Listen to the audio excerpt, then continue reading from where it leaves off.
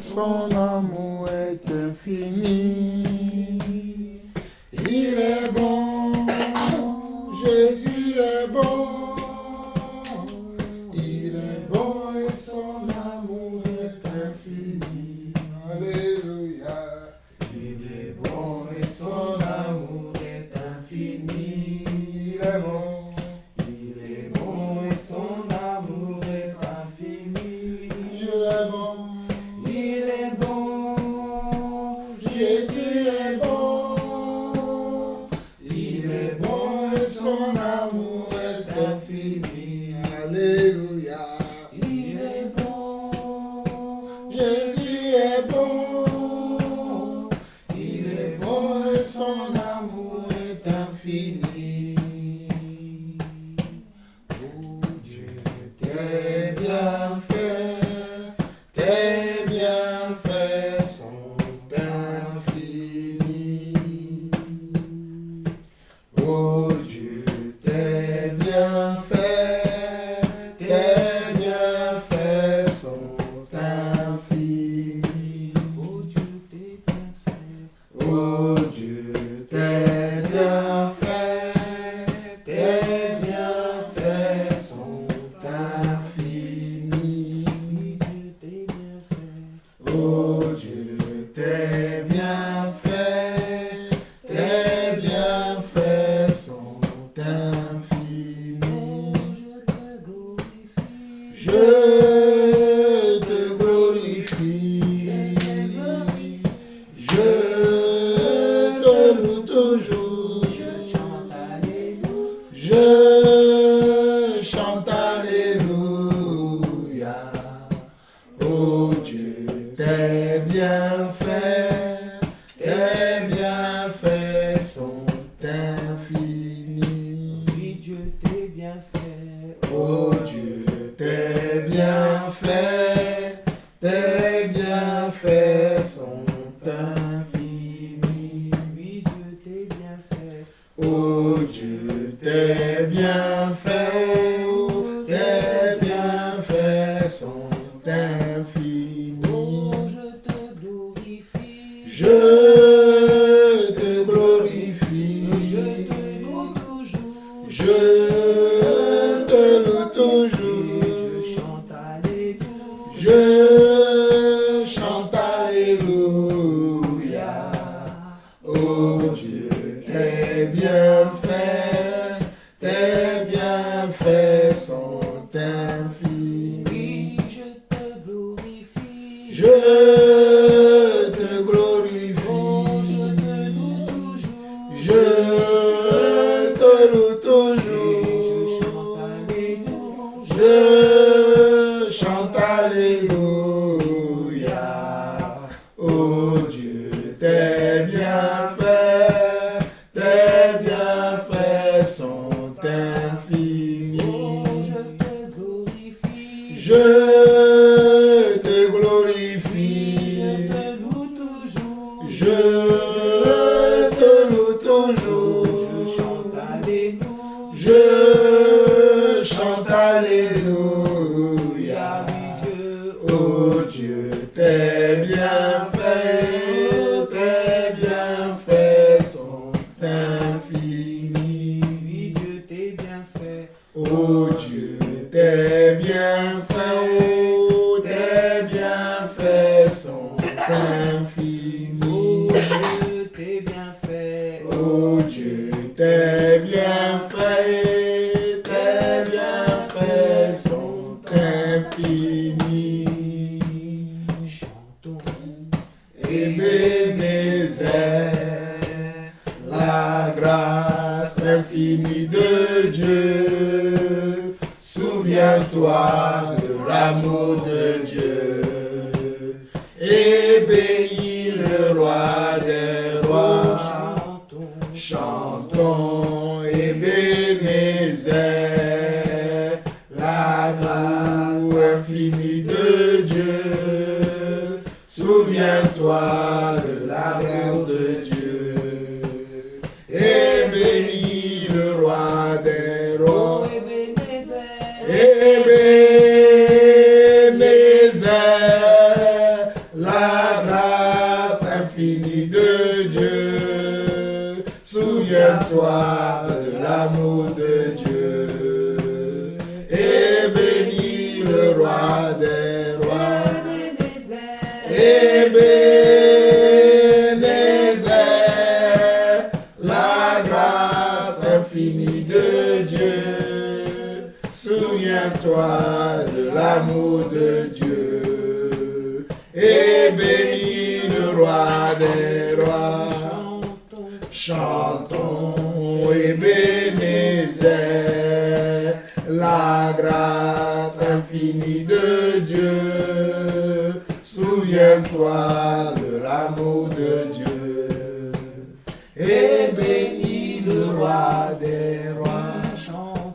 Chantons Ebenezer, la grâce infinie de Dieu.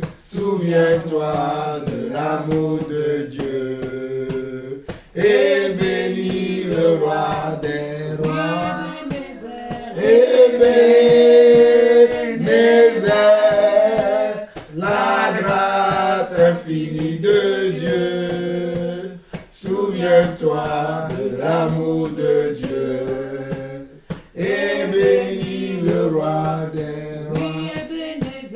Ebenezer,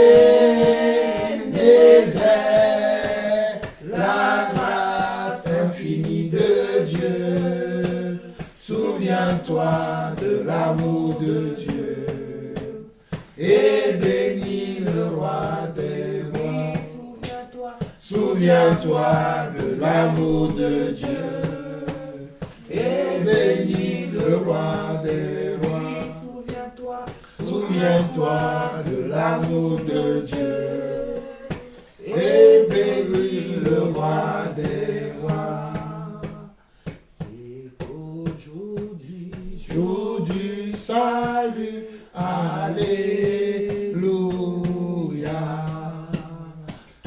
Toute ma dette il a payé, alléluia.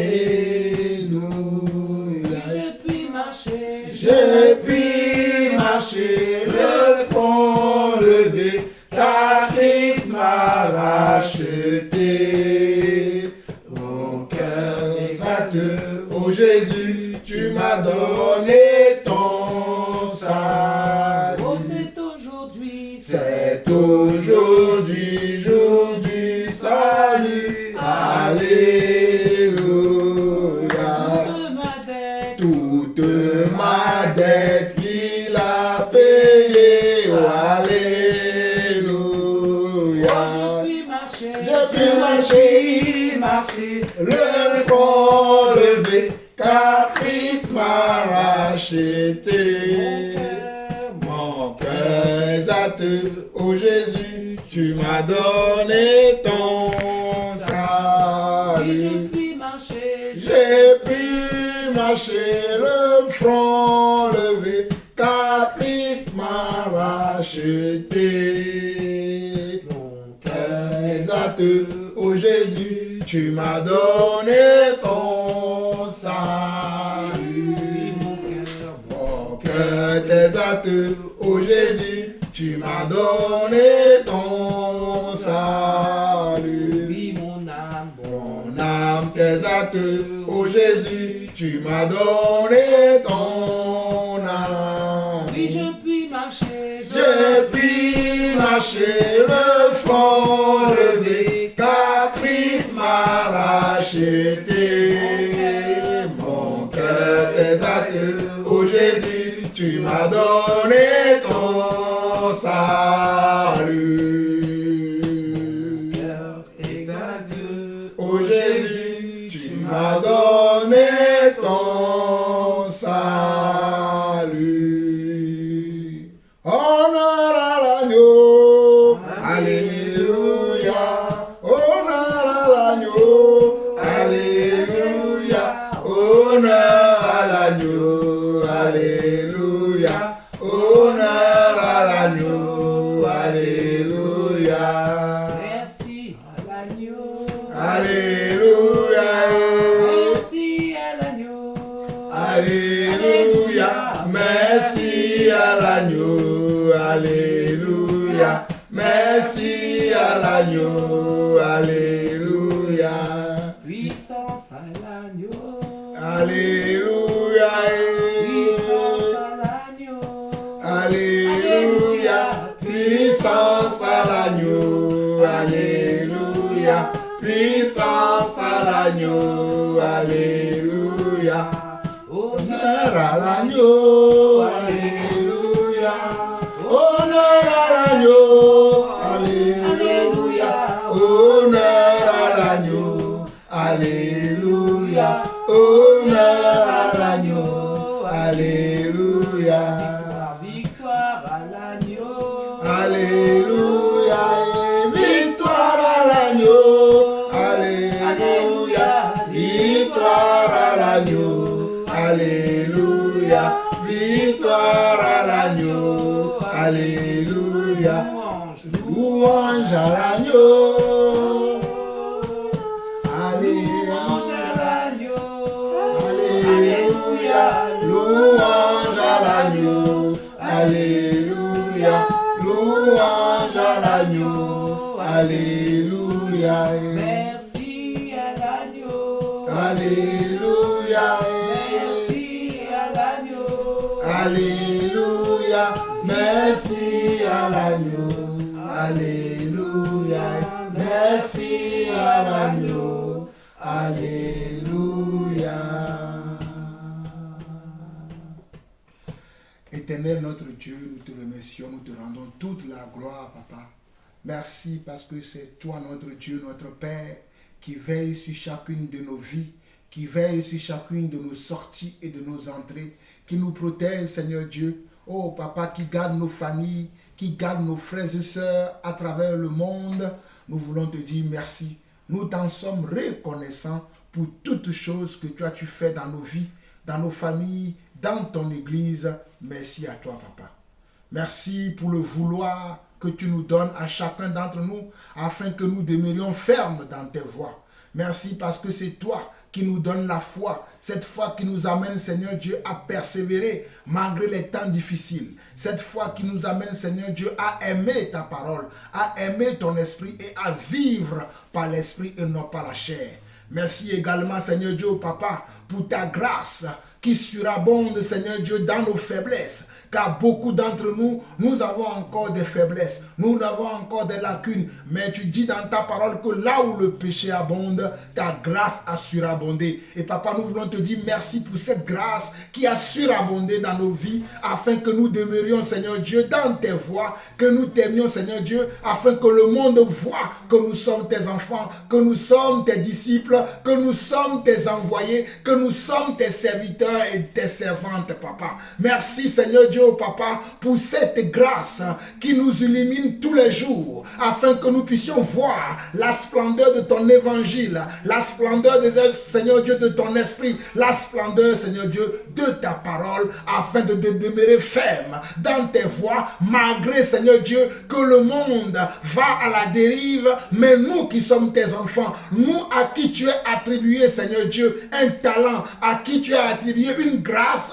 nous demeurons fermes dans tes voies et nous voulons te dire merci, car nous savons que cela ne provient pas de nous-mêmes, mais nous savons que cela vient de toi, car c'est toi qui donnes le vouloir et le faire. Merci, Papa, pour le vouloir que tu crées dans nos vies, que tu crées dans nos cœurs, que tu crées dans notre esprit. Merci, Papa, également pour le faire que tu donnes à chacun d'entre nous, afin que nous puissions travailler à notre salut avec crainte et tremblement, Papa. Nous ne sommes pas de ceux-là qui se retirent pour se perdre, mais nous sommes de ceux-là qui, par la foi, obtiennent des promesses, Papa. Voilà pourquoi nous voulons te bénir encore aujourd'hui. Nous, la famille Lawson, réunis dans cette maison qui est notre nouvelle maison que tu nous as accordée, afin que nous puissions continuer notre marche avec toi, afin que nous puissions marcher avec toi, afin que nous puissions demeurer, Seigneur Dieu, éternellement à tes pieds. Merci, Papa, pour cette maison également qui nous accueille cette maison qui est, Seigneur Dieu, selon comment, selon nos besoins, qui compte tous les besoins que nous avons. Nous voulons te dire merci également pour cette maison. Nous voulons te dire merci également pour tous les gens qui nous ont aidés, Seigneur Dieu, à nous installer, ceux qui sont de près, ceux qui sont de loin, qui ont contribué à ce que nous puissions nous installer dans notre nouvelle maison pour continuer à t'aimer et à te glorifier, Papa.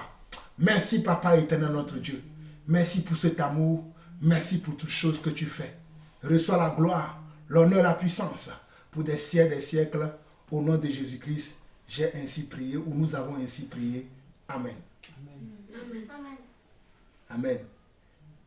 Quelqu'un d'autre veut louer encore? Ouais. Si quelqu'un d'autre ne veut pas louer, on va continuer notre enseignement. Vous vous rappelez de l'enseignement? Quoi? Vous vous rappelez? Bon, si tu te rappelles, dis-moi ce que tu... Sur les fêtes, avec les fêtes qu'il faut fêter, il faut faire qu'il ne faut pas fêter. Comme le Guimpour qu'il faut fêter, la fête du pain sans levain, la fête de Pâques. Parle fort. La fête de Pâques. Mais on ne fête pas Noël. C'est La déjà, on ne fête fête de- pas Noël. Si quelqu'un nous dit joyeux Noël, on ne fête pas Noël. La fête de... En tout cas, c'est 3 jours, les autres, j'ai oublié. Ok. La Pentecôte. Oui, à la Pentecôte aussi. On avait vu les 7 fêtes de l'Éternel, effectivement, qui ne sont plus des fêtes que nous devons fêter parce que nous, maintenant, la fête que nous devons célébrer, c'est Jésus que nous devons célébrer maintenant, tous les jours, comme nous l'avons toujours fait. Et célébrer Jésus, c'est ce que nous faisons, c'est comment? C'est de faire quoi? C'est de le louer et l'adorer. Merci, Charlotte. Notre fête que nous devons faire maintenant, c'est d'adorer et louer le Seigneur parce qu'il nous a rachetés. Il nous a rachetés de notre vaine manière de vivre. Il nous a rachetés de la malédiction. Il nous a rachetés de nos familles. Il nous a rachetés du monde afin de nous ramener dans son agréable lumière. Voilà pourquoi nous avons vu les 7 fêtes de l'Éternel que Samuel a citées. Il n'a pas tout cité, il a oublié la fête des tabernacles, qui est la fête de Sukkot. Hein? La fête des trompettes. La fête des trompettes, il a oublié aussi. La fête des tentes. La fête des tentes aussi, c'est en même temps, c'est la même chose que la fête des tabernacles. Donc voilà, toutes ces fêtes-là ne sont plus pour nous. Donc quand on voit le monde fêter l'Assomption, toutes ces choses-là, ce n'est pas pour nous parce que nous sommes en Christ. Et Christ est la fin de toutes ces choses, comme nous l'avons vu dans la 3e partie, ou je ne sais plus, dans la 2e partie, dans le livre d'Hébreux, que toutes ces choses-là, c'était l'ombre des choses à venir. Mais que quand Christ est arrivé, il a mis fin à toutes ces fêtes-là. Donc nous ne pouvons plus fêter ces choses-là. Est-ce que vous êtes convaincus de cela? Vous êtes vraiment convaincus que ces choses-là ne nous regardent plus? Bon, si vous êtes convaincus, on va finir maintenant cet enseignement aujourd'hui pour voir maintenant qu'est-ce que nous devons faire maintenant. Il n'y a plus ces fêtes, mais quelle est l'attente dans laquelle nous devons être aujourd'hui? Quel est l'état dans lequel doit se trouver notre cœur aujourd'hui? Quel sera l'état de notre foi? Quels seront nos raisonnements? Quels seront nos repères? À quoi nous devons penser aujourd'hui? Nous allons le voir aujourd'hui afin pour terminer une fois pour de bon cet enseignement dans les bons termes pour que vous sachiez de sûr que nous n'avons plus à faire ces choses-là mais que nous devons demeurer avec notre Seigneur Yeshua HaMashiach. Donc nous allons dans Romains chapitre 1. Romains chapitre 1. Avant d'aller dans Romains chapitre 1, allons d'abord dans Colossiens chapitre 1, verset 18 à 20. Colossiens chapitre 1. Colossiens chapitre 1, verset 18 à 20. Sarah, tu restes à côté de maman, tu lis avec maman. Colossiens chapitre 1, verset 18 à 20.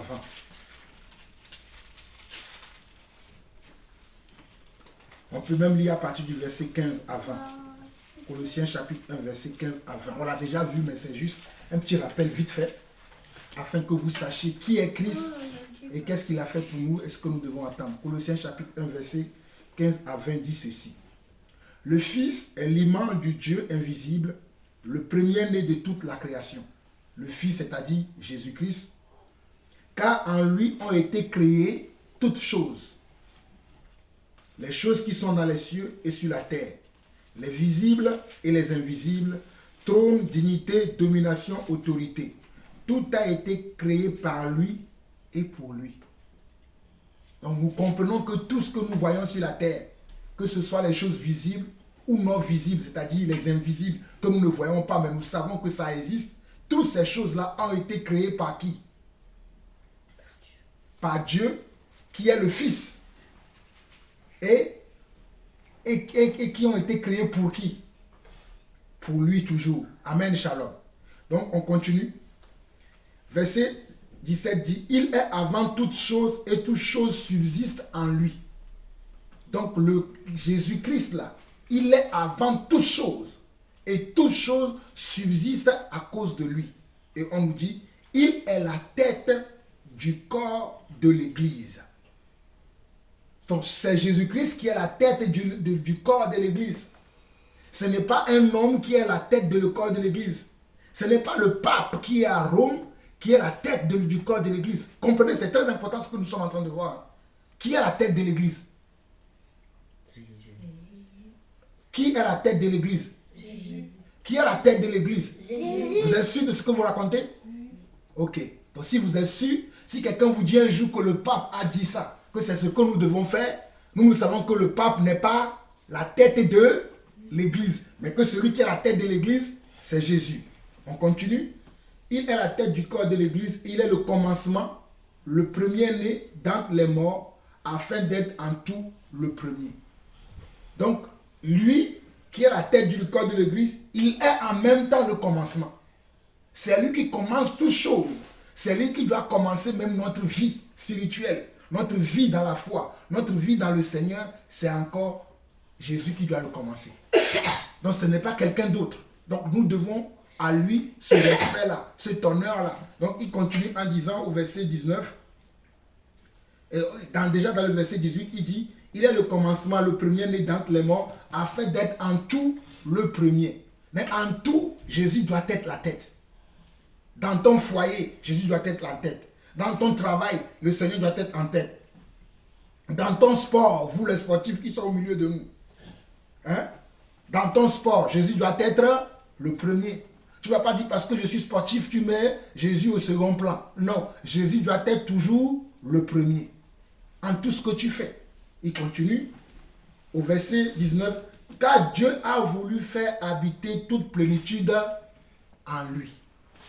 Dieu a voulu que toute sa plénitude soit dans le Fils qu'il nous a montré. C'est Dieu qui a voulu que les choses soient ainsi. Ce n'est pas un homme qui a voulu que les choses soient ainsi. On peut rejeter une parole d'un homme, mais on ne peut pas rejeter une parole de Dieu. Je peux rejeter une loi humaine, mais je ne peux pas rejeter une loi qui est divine. Divine veut dire qui vient de Dieu, que Dieu a donné. Amen. Verset 20 où nous allons arrêter ici.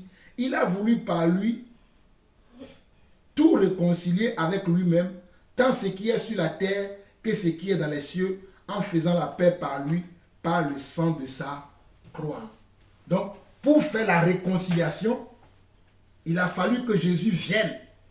Voilà pourquoi il est mort à la croix, comme nous avons vu dans la deuxième et dans la troisième partie, que c'est la mort et la résurrection du Christ qui fait que toutes ces fêtes-là qu'on fêtait dans le passé ont pris fin, ont cessé.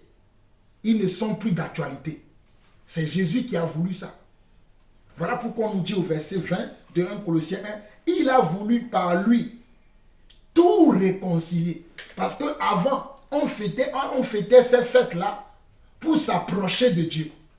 Parce qu'avant, les hommes n'avaient pas la possibilité de s'approcher de Dieu parce qu'ils n'étaient pas saints, ils n'étaient pas purs, ils n'étaient pas justes, ils n'étaient pas clean. Mais quand Jésus est venu nous réconcilier par le sang qu'il a versé à la croix, nous devenons des saints. Est-ce que vous savez que nous sommes des saints maintenant? Non. Si vous ne le savez pas, sachez-le maintenant. Nous sommes des saints maintenant parce que par sa mort et sa résurrection, il nous a sanctifiés, il nous a justifiés et il nous a glorifiés. Quand on regarde dans Romains chapitre 8, on voit ça. Dans Romains chapitre 8, il nous a comment? Il nous a sanctifiés par sa mort et sa résurrection. Donc nous sommes maintenant la famille des saints. On peut m'appeler Saint Jean-Paul. On peut appeler maman Saint comment? Saint Elisheba ou Sainte Nadine. On peut dire à Shalom, Saint Shalom. On peut dire Saint David. Nous sommes maintenant la famille des saints parce que nous avons été réconciliés avec Christ.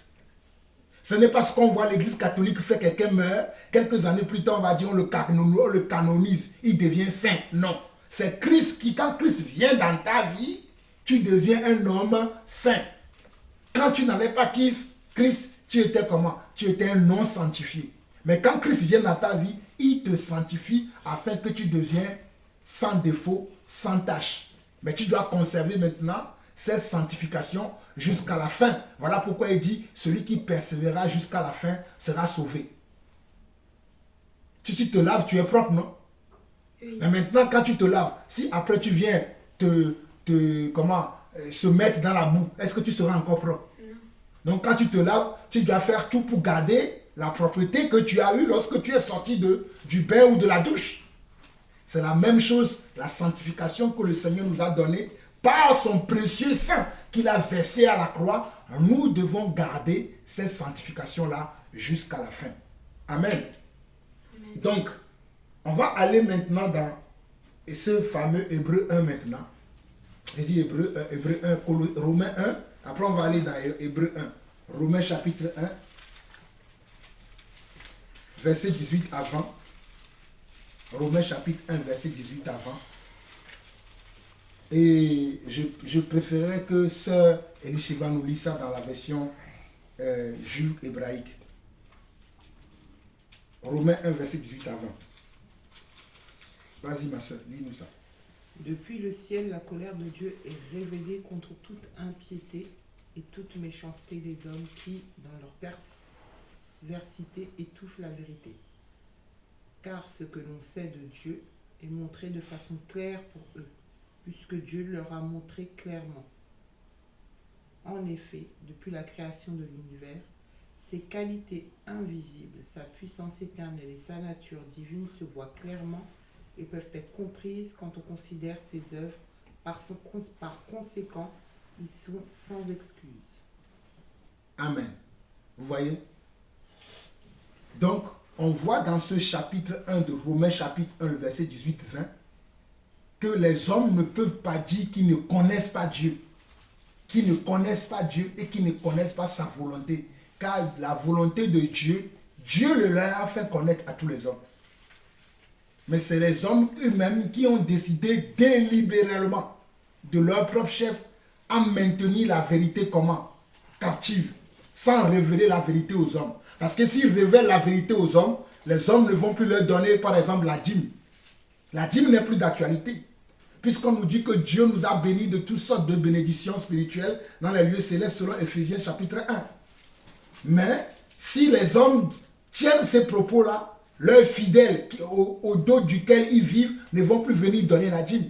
Donc ils préfèrent donner des mensonges, comme le pape qui donne le mensonge aussi à Rome, comme les pasteurs, les prêtres et tous ces soi-disant religieux qui inventent des paroles qui ne sont pas de Dieu.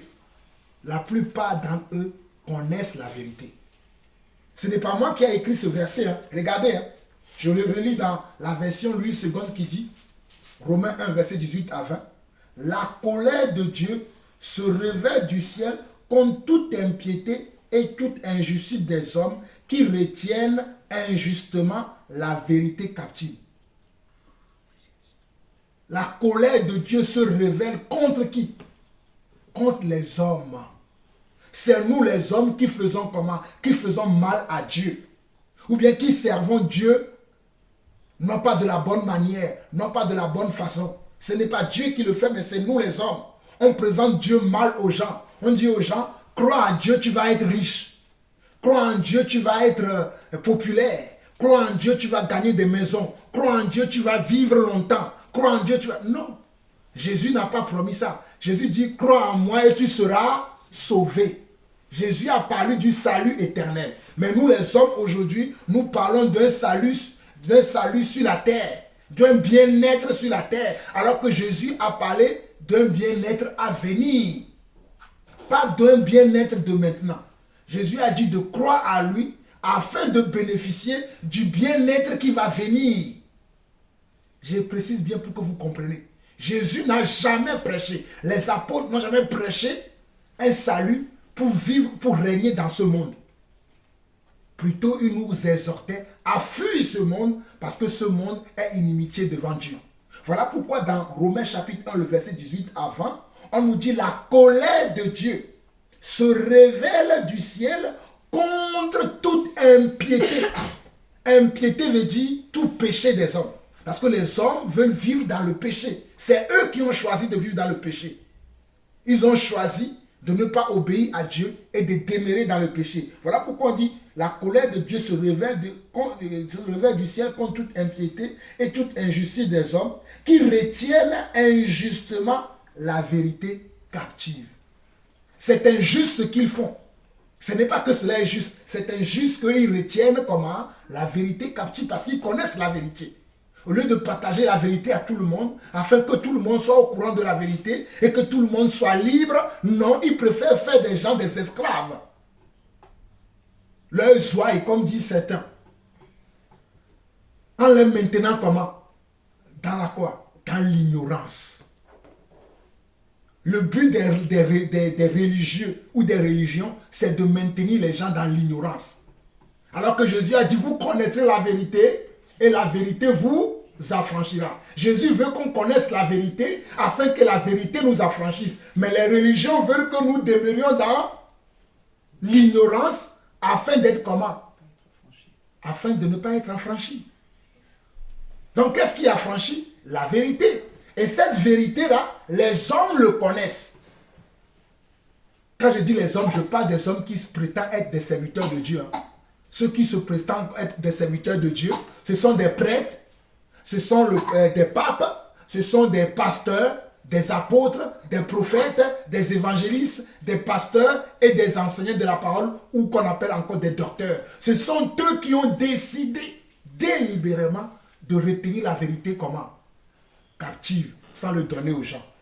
Voilà pourquoi au verset 19, au verset 20, on dit « Car ce qu'on peut connaître de Dieu est manifeste pour eux. » C'est-à-dire ce que nous devons savoir à propos de Dieu, au sujet de Dieu, ce que nous devons connaître, Dieu le leur ayant montré, puisqu'ils sont ses serviteurs.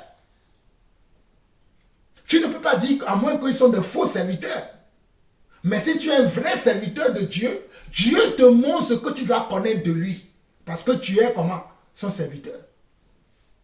Quelqu'un ne peut pas être un ministre de Macron et Macron ne va pas lui dire ce qu'il attend de lui.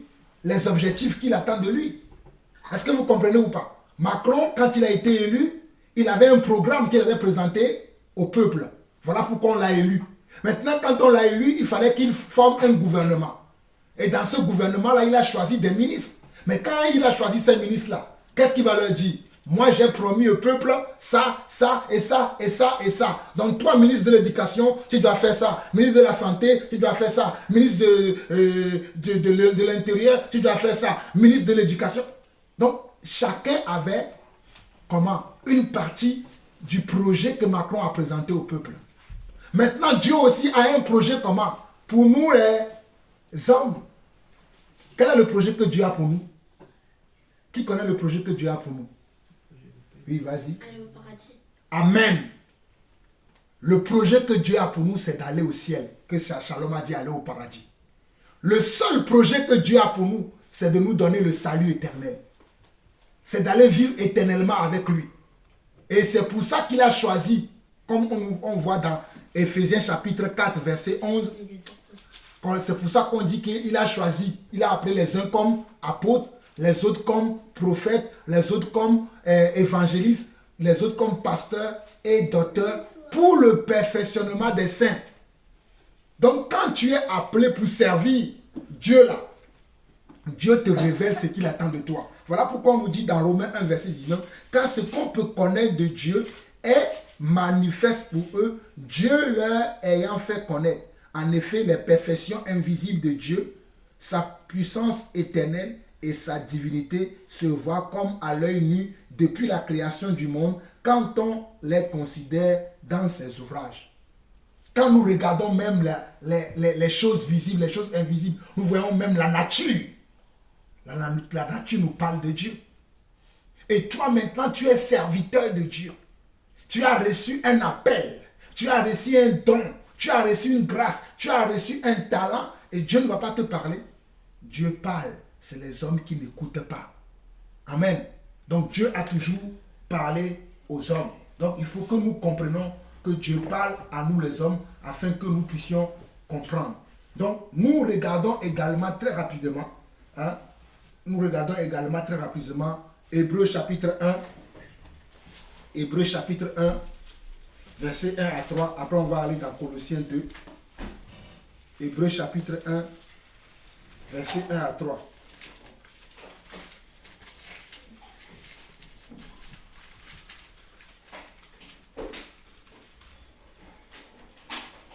Hébreux chapitre 1. David, tu peux lire Hébreux chapitre 1 pour nous, à haute voix. Hébreux chapitre 1, verset 1 à 3.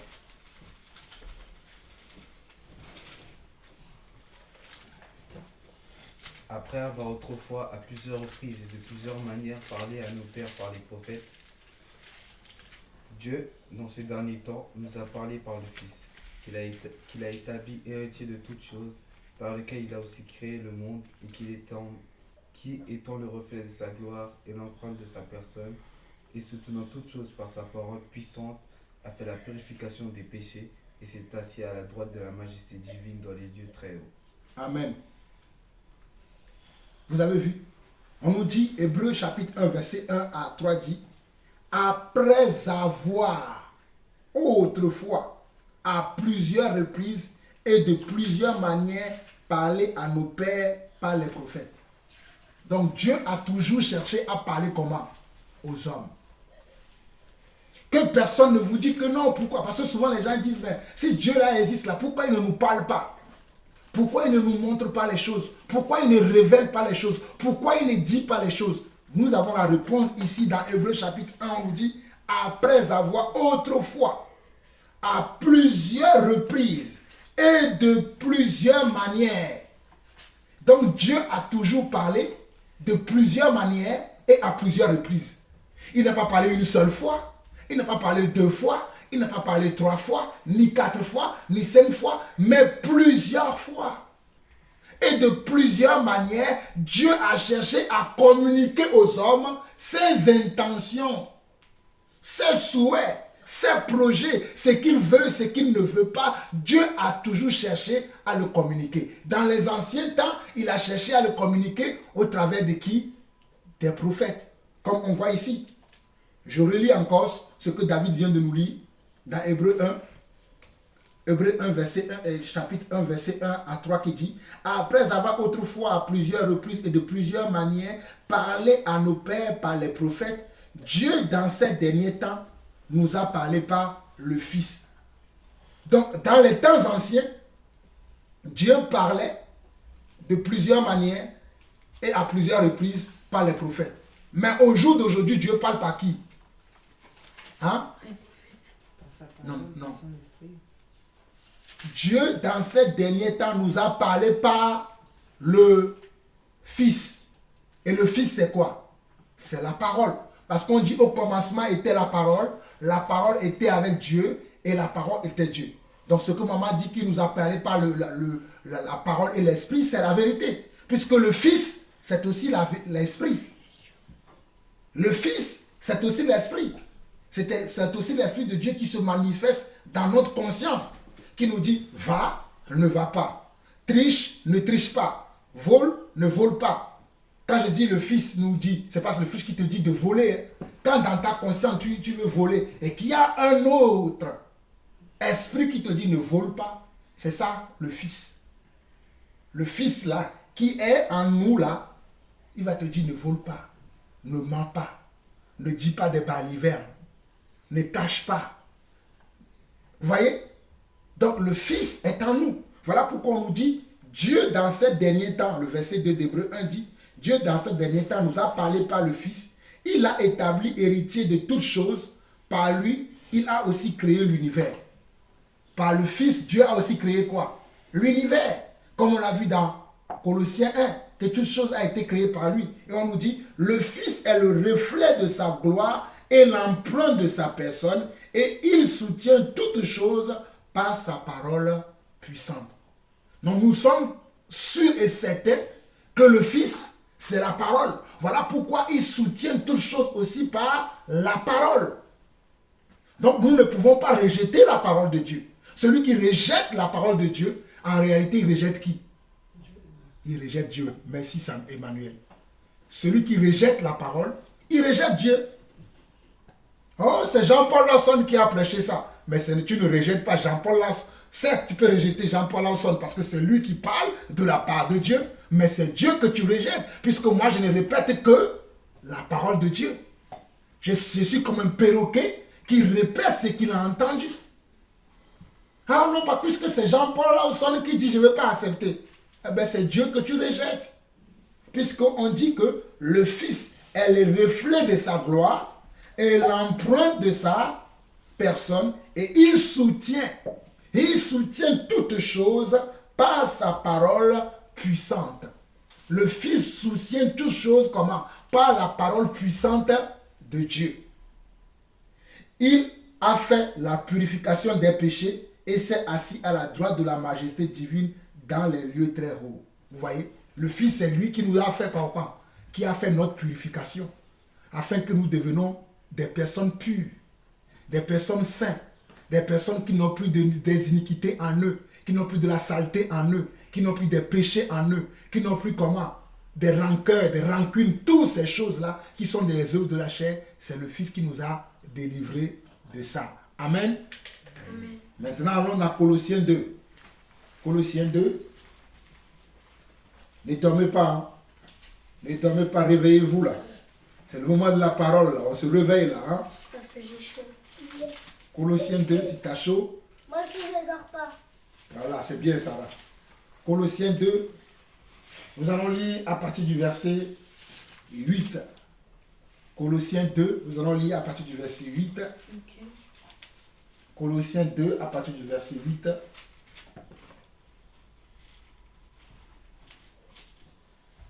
Colossiens 2, à partir du verset 8. Et Elisheva, tu peux nous lire à partir du verset 8 jusqu'au verset 10.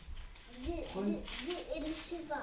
Prenez garde que personne ne vous asservisse par le biais de la philosophie et par de vaines tromperies qui s'appuient sur les traditions humaines, en accord avec les éléments spirituels du monde et non selon le Messie. Car tout ce que Dieu est, dans sa plénitude, habite corporellement en lui. C'est en union avec lui que vous êtes accomplis, lui qui est la tête de tout gouvernement et de toute autorité. Amen. Vous voyez? Donc nous devons faire gaffe, si je veux employer un terme mondain, nous devons faire gaffe à nous de ne pas succomber à la philosophie des hommes. Aujourd'hui, les hommes sont très philosophes. Parle-leur de Dieu. Oh non, ton Dieu là, s'il existe vraiment, pourquoi la guerre en Ukraine, il ne fait rien? Oh ton Dieu là, s'il existe vraiment, pourquoi il y a la famine dans certaines régions de la terre? Oh ton Dieu là, si je suis vraiment enfant de Dieu, pourquoi les gens qui me détestent? Dieu n'a pas dit que les gens ne vont pas te détester. Dieu n'a jamais dit que les gens ne nous détesteront pas. Au contraire, parce que tu crois en Dieu, on va te détester. Parce que tu as un espoir que les gens n'ont pas. Tu as une foi que les gens n'ont pas. Et ils vont dire, mais de quoi lui? Pourquoi lui, il est tout le temps joyeux comme ça? Pourquoi lui, il a tout le temps le sourire? Alors que tout le monde grince des dents. Toi, tu es tout le temps joyeux. Je dis, mais attends, il n'a rien pour être joyeux. Mais pourquoi il est joyeux? Mais tu as quelque chose. Tu as quoi? Tu as Dieu et les autres ne l'ont pas. Voilà pourquoi on nous dit ici, Colossiens 2, verset 8 dit, prenez garde que personne ne fasse de vous. Si tu ne prends pas garde, les gens vont faire de toi leur proie, comme je l'ai dit tout au début. Les gens connaissent la vérité, mais ils ne veulent pas donner cette vérité-là aux gens pour que les gens soient libres. Ils préfèrent leur dire, demain on va gêner, après demain on va gêner, après demain aussi on va gêner pour que Dieu te sauve. Qui t'a dit que pour que tu sois sauvé, Dieu, tu as besoin de gêner? Ce n'est pas ce que Dieu a dit. Dieu a dit que crois. Crois et tu seras sauver. Mais on te donne des plans qui sont des plans humains, qui sont de la philosophie humaine. Oh non, pour ton salut là, pour ce truc-là, tu as besoin de comment? De jeûner. Mais non, tu as besoin d'avoir foi en Dieu. Voilà pourquoi on dit ici, verset 8, on dit, prenez garde que personne, dans le mot personne, vous devez comprendre que ce mot personne-là, il y a le pape dedans.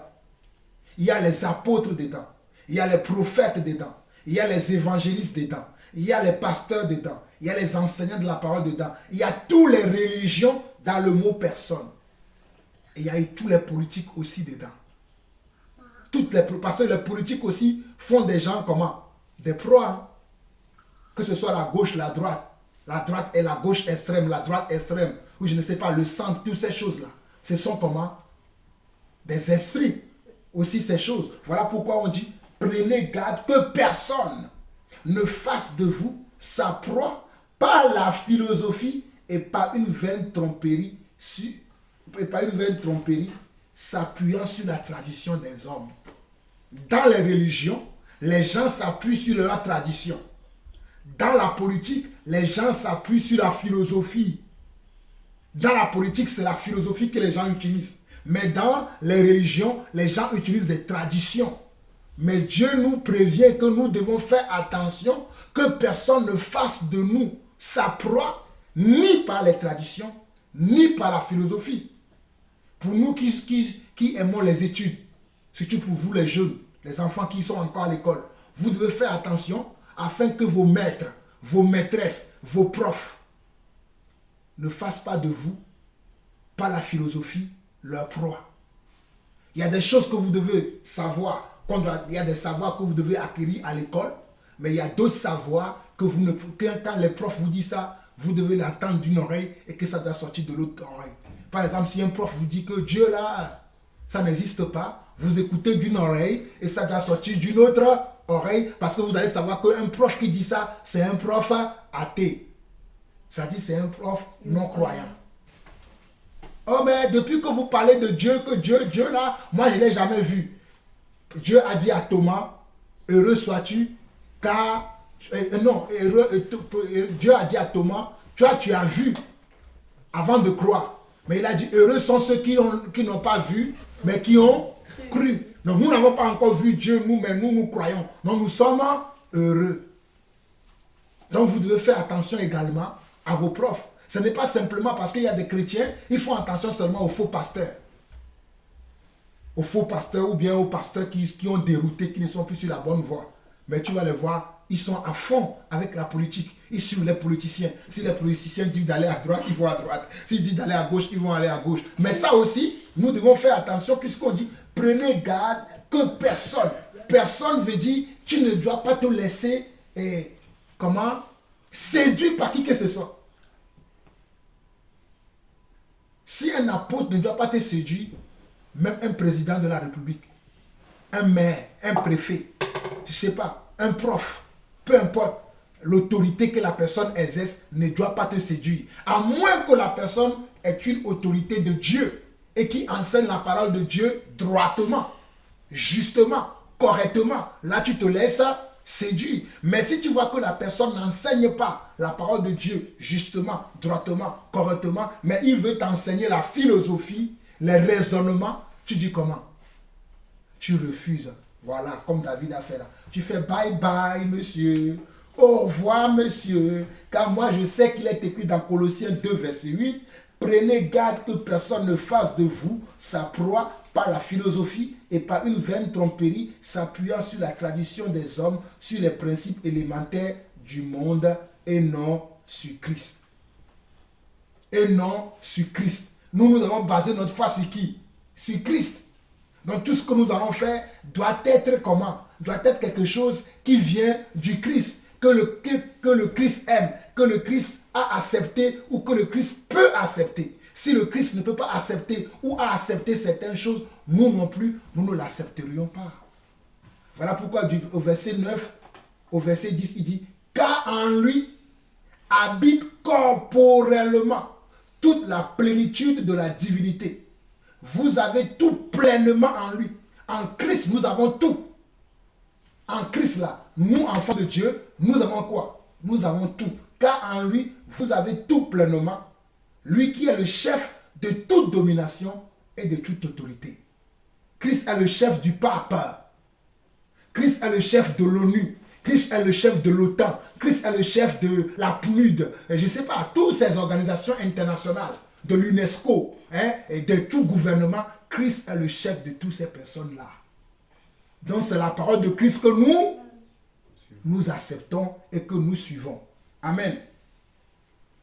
On va continuer du verset 18 au verset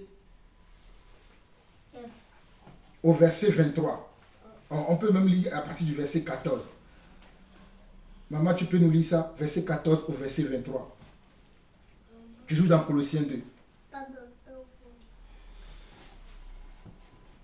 Il a effacé l'acte d'accusation qui demeurait contre nous et dont les ordonnances demeuraient comme un témoignage en notre défaveur. Mais il l'a supprimé en le clouant au poteau d'exécution. Ayant dépouillé les autorités et les puissances, il les a publiquement données en spectacle en triomphant d'elles par le moyen du poteau d'exécution. Que personne donc ne vous juge au sujet de ce que vous mangez ou buvez, ou à propos d'une fête juive, ou de Rosh Chodesh, ou du Shabbat. Tout cela n'est que l'ombre des choses à venir, mais le corps est du Messie. Que personne ne vous prive de la récompense en vous forçant à pratiquer la mortification ou le culte des anges. De telles personnes s'abandonnent à des visions qu'elles ont eues et elles sont enflées d'un vain orgueil par leur conception humaine des choses. Elles ne s'attachent pas à la tête, dont tout le corps recevant nourriture et étant bien assemblé par ses jointures et ses ligaments, croît comme Dieu veut le faire croître. Si avec le Messie vous êtes morts aux éléments spirituels du monde, pourquoi ne vous laissez-vous pas diriger par ces règles comme si vous apparteniez encore au monde? Ne touchez pas ceci, ne mangez pas cela, ne prends pas celui-là. De telles interdictions concernent les choses qui sont vouées à périr par l'usage et non parce qu'on les évite. Et ce sont là des prescriptions et des enseignements d'hommes. Elles ont en effet l'apparence extérieure de la sagesse, car elles sont affectées de règles religieuses, d'humilité et d'ascétisme, mais elles n'ont aucune valeur pour réfréner celui qui cède à sa vieille nature. Amen. Vous avez compris là. On nous fait comprendre que le Christ, le Seigneur, au verset 14 de Colossiens 2, on dit qu'il a effacé l'acte dont les ordonnances nous condamnaient. Nous qui avons reçu le Seigneur, nous avions péché avant, nous avons des iniquités dans nos vies. Mais quand Christ vient, il les efface. Il efface ses péchés, il efface ses iniquités en nous rendant purs, en nous rendant saints. Donc il dit, au verset 15, il a dépouillé les dominations et les autorités. Nous savons que dans les lieux célestes, il y a les dominations, il y a les autorités, d'ailleurs, qui empêchent parfois que nos prières montent. Nous avons vu Daniel a prié, mais il y avait le prince de Perse qui avait retenu sa prière. Il a fallu qu'un ange du Seigneur puisse venir combattre pour que Daniel puisse recevoir la réponse. Donc, Jésus nous a aussi délivrés de toutes ces autorités-là qui peuvent empêcher nos prières à aller vers le ciel.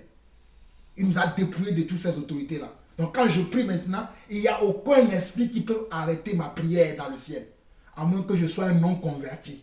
Mais si je suis un fils de Dieu, ce verset-là s'accomplit dans ma vie. Personne ne peut bloquer la ligne de Dieu pour que je puisse téléphoner à Dieu. Parce que la prière, c'est comme si je téléphone à Dieu. C'est comme si je sollicite Dieu. Parce que, regardez, verset 15, il dit, il a dépouillé les dominations et les autorités et les a livrées publiquement en spectacle en triomphant d'elles par la croix. Donc la croix est la fin de toute domination. La croix est la fin de toute autorité. La croix est la fin de tout ce qui peut dominer sur ma vie. La philosophie, les traditions, les démons, les esprits démoniaques, toutes ces choses-là ont leur fin à cause de la croix de Jésus. Amen. Maintenant, au verset 16, on dit que personne donc ne vous juge au sujet du manger ou du boire ou au sujet d'une fête, d'une nouvelle lune ou des sabbats. Ce verset-là, les gens l'interprètent mal. Les gens pensent que quand on parle d'ici, quand on parle dans ce verset, c'est comme si on autorise qu'on puisse fêter. Parce que nous avons vu dans Galates 3 que Paul a dit, vous êtes sauvés comment? Les jours, les mois et les années. Je crains d'avoir inutilement travaillé pour vous. Est-ce que vous vous souvenez de ça? Un chrétien n'observe pas ni les jours, ni les mois, ni les années, ni les fêtes. On n'est pas dans ces choses-là. Donc on nous dit, au fait, on veut parler ici du jugement dont les gens nous jugent. Si je dis que je ne peux pas manger telle chose, c'est peut-être par rapport comment? À ma santé, peut-être par rapport à comment?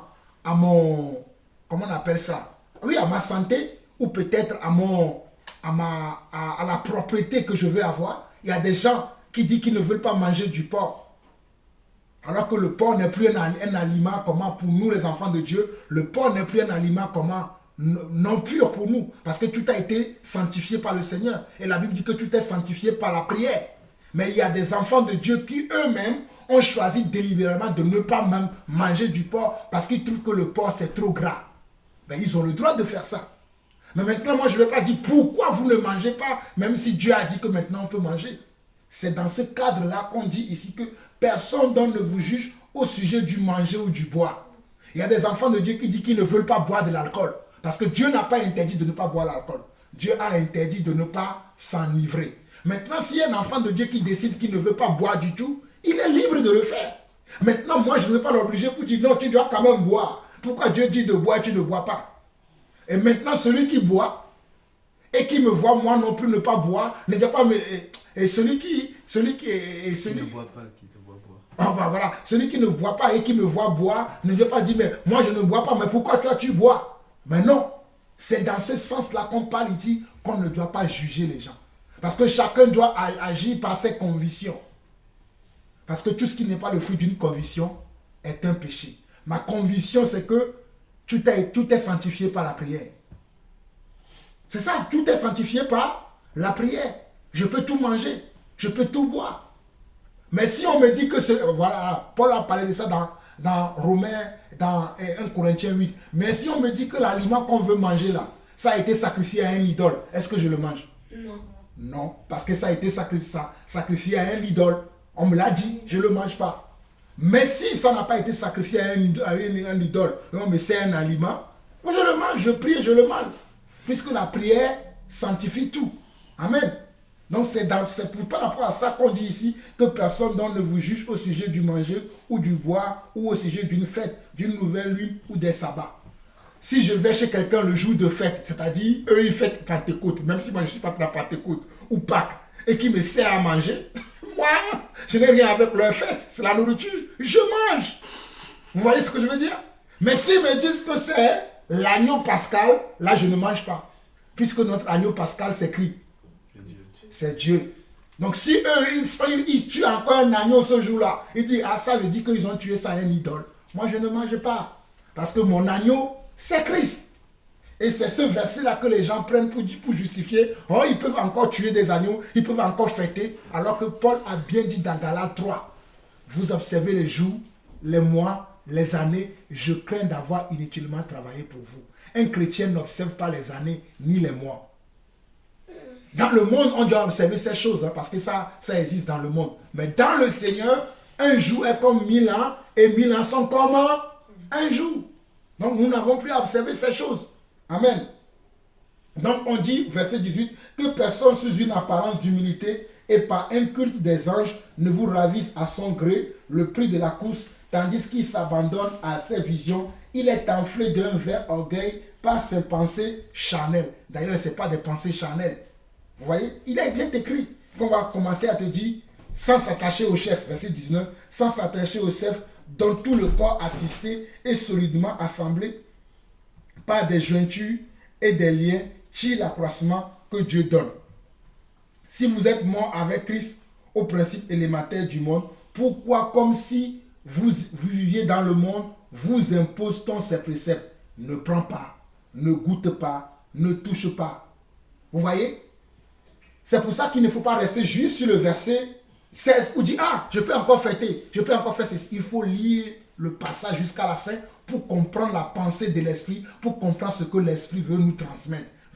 quelle est la direction que le Seigneur veut nous donner. La direction, c'est qu'on va te dire de ne pas toucher telle chose. Ça peut être vrai. On va te dire de ne pas goûter cette chose. Ça peut être vrai. Mais il y a certaines choses qu'on va te dire. Ce sont des principes élémentaires du monde qui sont basés sur les principes des hommes, sur la philosophie des hommes, la tradition des hommes qui n'ont rien à voir avec Dieu. Comme dans Matthieu 15. Ils ont vu les disciples de Jésus qui n'ont pas lavé les mains avant de manger. Ils ont dit à Jésus, mais tes disciples, ils n'ont pas lavé les mains avant de manger. Et Jésus a donné encore un enseignement là. Il a dit, ce qui rentre dans l'homme, ce n'est pas ce qui suit l'homme, mais c'est ce qui sort de l'homme qui suit l'homme. C'est de là qui viennent les meurtres, les adultères, les commérages, toutes ces choses-là, ça vient du cœur de l'homme. Mais ce qui rentre dans l'homme, va dans les lieux secrets. Les lieux secrets, c'est où? Va dans les toilettes. Tu manges, tu vas aller aux toilettes après. L'estomac va faire son travail. Le pancréas, le foie, hein, l'intestin, tous ces organes-là vont faire leur travail et après tu vas aller dans les lieux secrets pour mettre les déchets là-bas. Voilà. Mais maintenant, si tu as les mains sales, très sales, et que tu vas manger, soyons aussi propres. Si tu as les mains sales, tu peux attraper des bactéries et tu peux tomber malade. Ah oui, soyons aussi sages.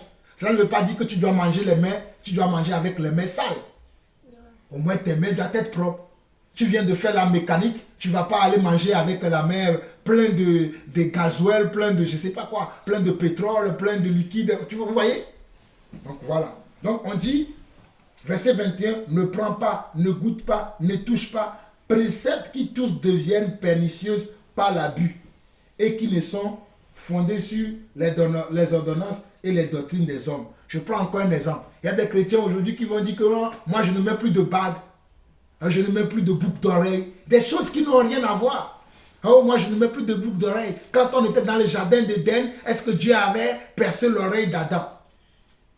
Attends, je ne vois pas en quoi le fait de mettre une bague à la main. Tu vois des chrétiens aujourd'hui qui sont mariés, mais ils ne veulent pas mettre des anneaux au doigt. Mais ils ont oublié que Dieu a permis qu'on mette un anneau au doigt d'Aman. Et plutôt de Mardoché, l'oncle d'Esther. Ils ont oublié qu'on a mis un anneau comment? Au doigt de Joseph. Si ce n'était pas bon, Joseph va dire non, non, ne mettez pas anneau. Ils ont oublié que même Abraham, lorsqu'il a marié comment? Son fils Isaac, il a mis comment? Même un piercing dans le nez de la fille. Oui, de Rebecca. On a mis un piercing à son nez. On a mis un anneau à son doigt. Et qui a mis ça? Abraham. Et on a oublié que même le fils prodige, dont Jésus parle dans le livre, dans l'évangile de Luc, qui avait pris comment? La richesse de son père et qui est parti la lapider. Quand il est revenu, son père a dit quoi? Ôtez-lui les vieux vêtements, mettez-lui des vêtements neufs, mettez-lui un anneau au doigt. Aujourd'hui, je vais voir certains chrétiens, moi je ne veux pas d'anneau. Frère Jean-Paul, tu as encore des anneaux au doigt? Oui. Si toi tu ne veux pas mettre, fais comme tu veux. Mais laisse-moi, c'est pour la liberté que Christ m'a affranchi.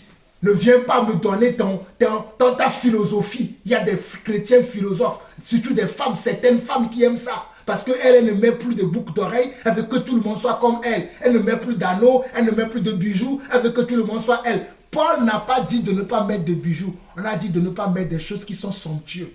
Les choses qui frappent le regard. C'est ce que Paul a interdit. On a dit d'être modeste. C'est ce que la Bible dit. On doit être modeste. Mais maintenant, la modestie ne veut pas dire que tu ne dois pas mettre du tout. C'est à toi de savoir qu'est-ce que je dois mettre et qui doit être modeste pour ne pas scandaliser les gens. Mais maintenant, les gens font de cela maintenant une loi. Et quand tu vois leurs frères qui ont encore des anneaux, qui ont encore des chaînes au cou, parce que les gens, ah, tu es mondain. Oh, la parole de Dieu dit de ne pas mettre ça. Adam avait-il une chaîne dans le jardin d'Éden? Ils sont là. Mais vous rigolez, c'est ça. Les gens ne sont plus libres. Paul n'a pas dit ça. Même quand les Hébreux ont quitté l'Égypte, Dieu a permis que les Égyptiens leur donnent comment leurs bijoux.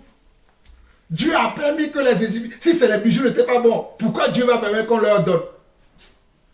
Dieu a permis qu'on leur donne leurs bijoux. C'est d'ailleurs, certains ont offert une partie de leurs bijoux dans la fabrication du temple.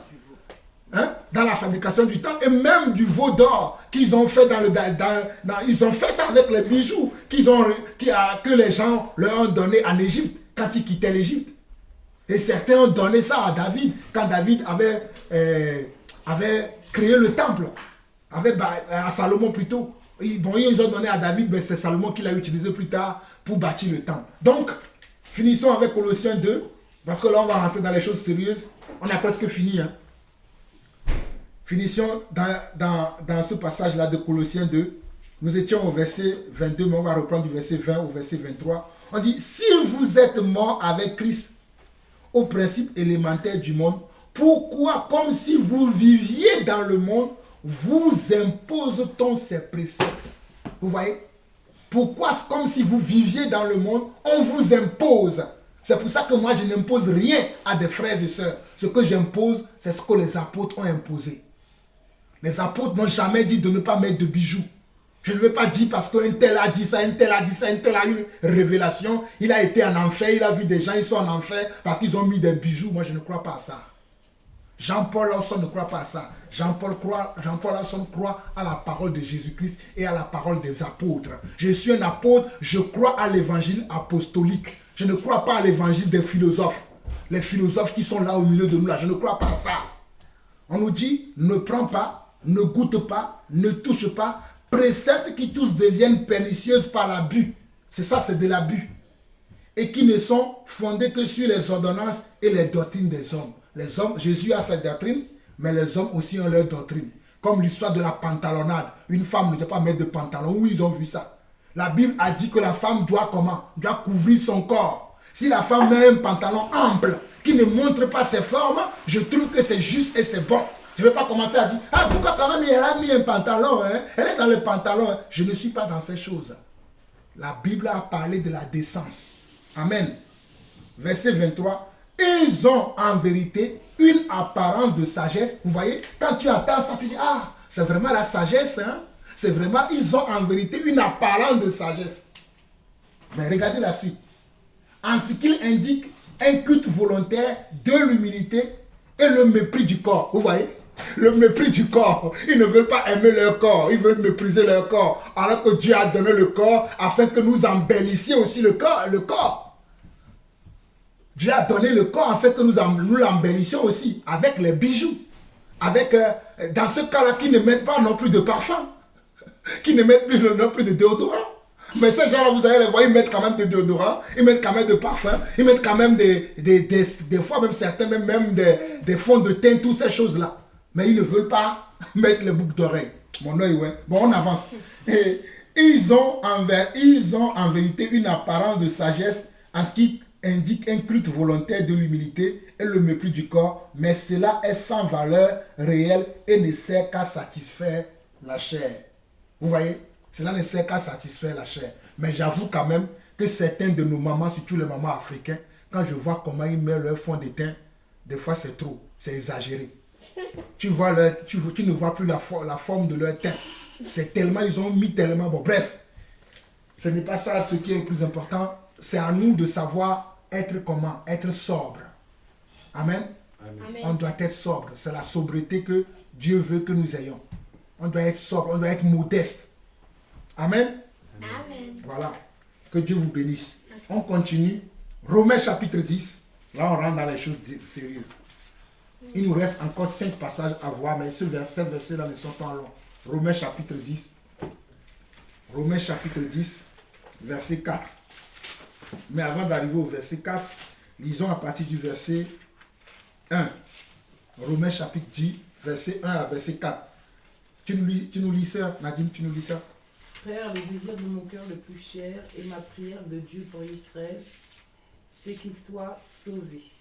Car je peux témoigner qu'ils ont du zèle pour Dieu, mais ce zèle n'est pas selon une connaissance correcte. En effet, ne comprenons pas comment Dieu rend les hommes justes et cherchant leur propre façon de l'être, ils ne sont pas soumis à la voix de Dieu pour rendre les hommes justes. Car le but que vise la Torah, c'est le Messie, qui offre la justification à tous ceux qui mettent leur confiance en lui. Amen. Amen. Vous avez vu? Si vous n'avez pas vu, je relis pour vous. frère, le vœu de mon cœur et ma prière à Dieu pour eux, c'est qu'ils soient sauvés.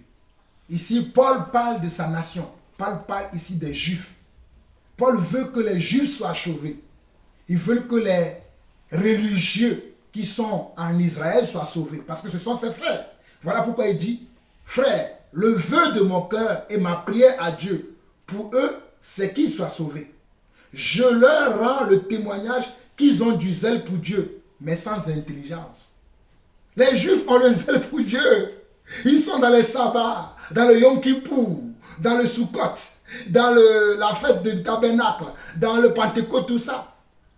Mais Paul reconnaît que je leur rends le témoignage qu'ils ont du zèle pour Dieu, mais c'est sans intelligence.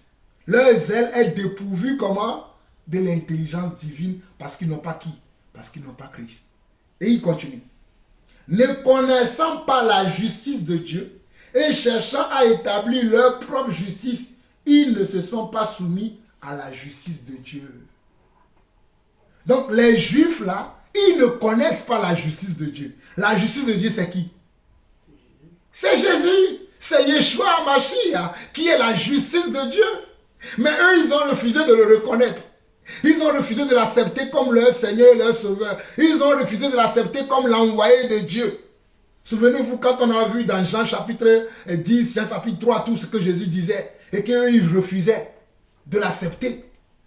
C'est ça qui fait qu'ils sont toujours sans intelligence.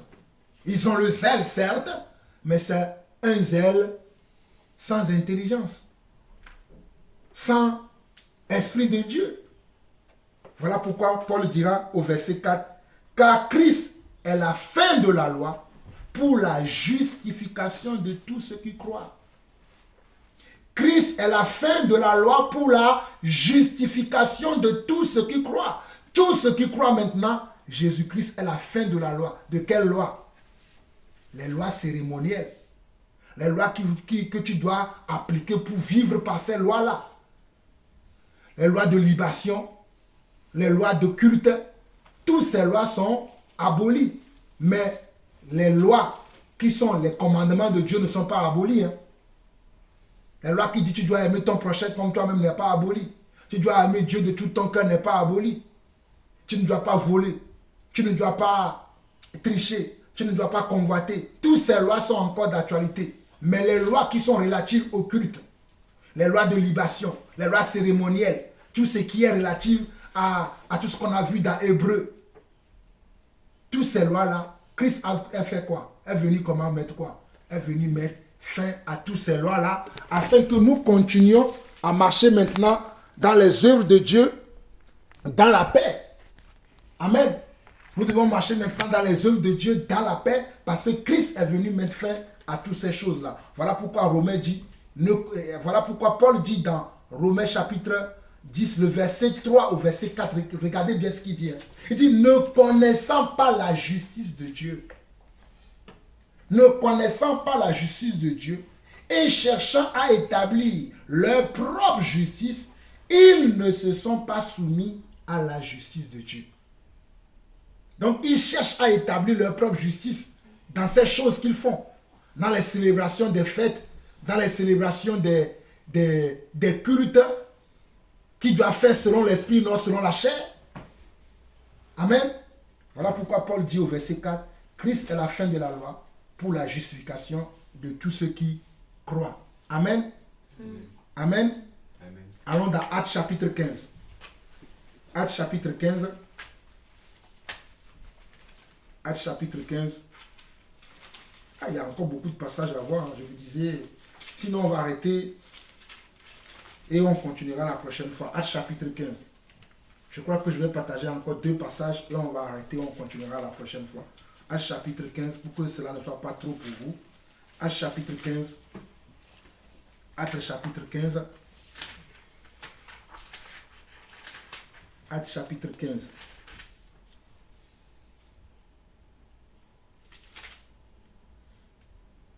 Bon, on va s'arrêter à Actes chapitre 15 aujourd'hui. Et la prochaine fois, on verra les noces de l'agneau. Ce que nous devons nous attendre maintenant réellement de Dieu, on le verra la prochaine fois. On va s'arrêter aujourd'hui dans Actes chapitre 15. Comme ça, on passe le temps dans Actes chapitre 15 pour mieux comprendre ce que nous devons comprendre.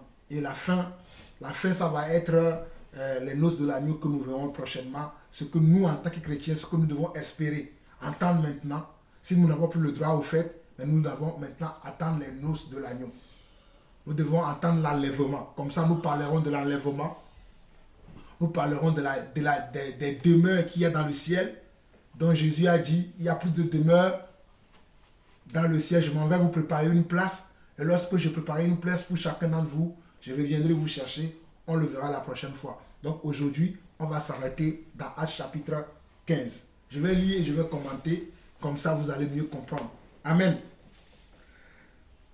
Quelques hommes venus de Judée enseignant les frères en disant, si vous n'êtes circoncis selon le rite de Moïse, vous ne pouvez être sauvés. Vous voyez, ça c'est quoi ça? Qui peut me dire ce qu'on vient de lire là, on peut l'assimiler à quoi? Si les gens croient encore aux lois de Moïse, ils ne pourront pas être sauvés. Oui, ça c'est quoi ça? En quoi on peut l'assimiler? Ça veut dire que si les gens croient encore aux Antilas, avant que Dieu soit arrivé, ils n'auront pas le salut. Oui, je comprends ce que tu veux dire, mais ça peut être quoi? Bon, pour ne pas perdre de temps, ça devient encore une tradition des hommes. On a vu, ça devient une philosophie. Regardez bien ce que les hommes disent. On dit, quelques hommes, ce que tu as dit, Samuel, c'est bon, qu'on dit que s'ils ne croient pas au rite de Moïse, ils ne seront pas sauvés. C'est vrai ce que tu as dit. Mais dans quelle catégorie on peut le mettre? C'est ça que je voulais que tu me dises. On peut le mettre dans la catégorie des traditions des hommes. On peut le mettre aussi dans la philosophie. Est-ce que vous comprenez ce que je veux dire ou pas? Parce que regardez bien la phrase. Quelques hommes venus de Judée enseignant les frères en disant, si vous n'êtes circoncis selon le rite de Moïse, vous ne pouvez être sauvés. Est-ce que c'est ce que la Bible dit? Qu'est-ce que la Bible dit? Qui peut me dire ce que la Bible dit? Oui. Qui peut me dire ce que la Bible dit? On l'a vu. Pour être sauvé, il faut quoi? Parlez fort. Pour être sauvé, il faut croire. Il faut croire en Jésus et sa parole. Voilà. Pour être sauvé, il faut croire à Jésus et croire à la parole de Dieu. Marc 16, verset 15. Allez partout le monde, prêcher la bonne nouvelle. Celui qui croira et qui sera baptisé sera sauvé. On n'a pas dit celui qui croira et qui sera circoncis selon le rite de Moïse sera sauvé. Ce n'est pas ce qui est dit. Matthieu 28, verset 16. Puis Jésus leur dit, allez faire de toutes les nations mes disciples, les baptisant au nom du Père, du Fils et du Saint-Esprit, et enseignez-leur à observer ce que je vous ai prescrit. Mais regardez ici, ce sont des chrétiens. Ce sont des soi-disant enfants de Dieu. Ce sont des soi-disant enseignants de la parole. Mais ils enseignent quoi? Ils enseignent des doctrines qui sont étrangères à la volonté de Dieu. Voilà pourquoi on nous dit, quelques hommes venus de Judée, comme aujourd'hui dans l'église, nous voyons aussi quelques hommes, dont j'ai donné tout à l'heure l'exemple de quelques hommes qui disent que les gens ne doivent pas mettre des boucles d'oreilles, qu'ils ne doivent pas mettre des anneaux aux doigts, même s'ils sont mariés. Ils ne doivent pas mettre des anneaux aux doigts, même s'ils sont mariés. Ils ne doivent pas boire de l'alcool. C'est interdit de boire de l'alcool. Ils ne doivent pas se marier. Il y a des lois qui sont inventées aujourd'hui. Regardez encore ici. Acte 15, verset 1. Quelques hommes venus de Judée enseignaient les frères, disant, si vous n'êtes circoncis selon le rite de Moïse, vous ne pouvez être sauvés. C'est un mensonge ça. Ce n'est pas la vérité. Parce que la vérité c'est, car Dieu a tant aimé le monde qu'il a donné, Jean 3,16, qu'il a donné son Fils unique, afin que quiconque croit en lui ne périsse point, mais qu'il ait la vie éternelle. Il n'a pas dit afin que quiconque croit en lui et qui est circoncis selon le rite de Moïse ait la vie éternelle. Ce n'est pas ça. Amen ou non amen? Amen. Voilà, on continue. Verset 2. Paul et Barnabas eurent avec eux un débat et une vive discussion. Comme moi dans le passé, j'ai eu des débats avec des gens sur le pantalon, sur les bijoux. Mais aujourd'hui, je ne fais plus ces débats-là. Si quelqu'un ne veut pas mettre des bijoux, qu'il ne met pas. Mais si tu me vois mettre une belle chaîne au cou, ou bien comment on dit, un anneau, voilà, un beau anneau au doigt, ne viens pas me dire, frère Jean-Paul, toi tu mets encore des anneaux. Tu mets encore des anneaux. Tu ne sais pas que Dieu n'a pas créé là. Je vais dire, mon ami, laisse-moi tranquille. C'est pour la liberté que Christ m'a affranchi. Toi, tu ne veux pas mettre, ne mets pas. On dit que, verset 2, Paul et Barnabas eurent avec eux un débat et une vive discussion. Vous voyez, les débats sont toujours dans la parole. Paul et Barnabas ont eu avec ces gens-là qui sont venus avec cette philosophie. Si tu n'es pas comment circoncis selon le rite de Moïse, tu n'es pas sauvé. Il y a encore des gens aujourd'hui qui pensent ça. Cette même théorie-là, il y a encore des gens qui croient ça aujourd'hui. Et ils ont eu un débat avec eux. Et les frères décidèrent que Paul et Barnabas, ils n'ont pas trouvé de compromis. Dans leur débat-là, ils ne se sont pas entendus. Ils n'ont pas trouvé ce qu'ils doivent faire exactement. Donc, ils ont décidé. Regardez ce qu'ils ont décidé. Et les frères décidèrent que Paul et Barnabas et quelques-uns de leurs montèrent à Jérusalem vers les apôtres et les anciens pour traiter cette question. Je rends grâce à Dieu à l'apostolat qu'il m'a donné. Parce que l'apostolat m'a donné beaucoup de révélations de la parole de Dieu. Voilà pourquoi quand je prêche, je dis aux gens, je suis l'apôtre Jean-Paul. Parce que Dieu a établi premièrement dans l'église les apôtres et les prophètes. Dans l'église, c'est nous les apôtres que les gens doivent écouter. Je ne parle pas des faux apôtres, je parle des apôtres authentiques. Dans l'église, c'est nous qu'on doit écouter. Dieu a établi premièrement dans l'église les apôtres. Voilà pourquoi je prêche un évangile apostolique. Pas un évangile basé sur la philosophie et sur les traditions des hommes. Mon œil, ouais. Je continue. Verset 3. Après avoir été accompagnés par l'église, ils poursuivirent leur route et à travers la Phénicie, la Samarie, racontant la conversion des païens et ils causèrent une grande joie à tous les frères. Arrivés à Jérusalem, parce que c'est à Jérusalem que se trouvaient les apôtres Pierre, Jean, Philippe et tous les autres apôtres, ils se trouvaient où? Ils se trouvaient à Jérusalem. Donc Paul et Barnabas, qui ont été à Corinthe, en Grèce, en Thessalonique, en Colosse, et en Philippe, tout ça là, ils sont revenus vers les apôtres parce qu'ils sont tombés sur des frères qui ont dit, vous prêchez un faux évangile aux gens. Et quel est le faux évangile dont ils accusaient les apôtres? Parce que vous ne les circoncisez pas selon les rites de Moïse. Alors que ce n'est pas ça ce que Jésus a dit. Jésus a dit, crois et tu seras sauvé, toi et ta maison. Il dit, celui qui croira qui sera baptisé. Donc cela a amené les apôtres, Paul et Barnabas, à revenir vers Pierre et Paul, vers Pierre et Jean, qui sont les colonnes de l'église, pour voir quel était leur avis. Amen. Nous continuons la lecture.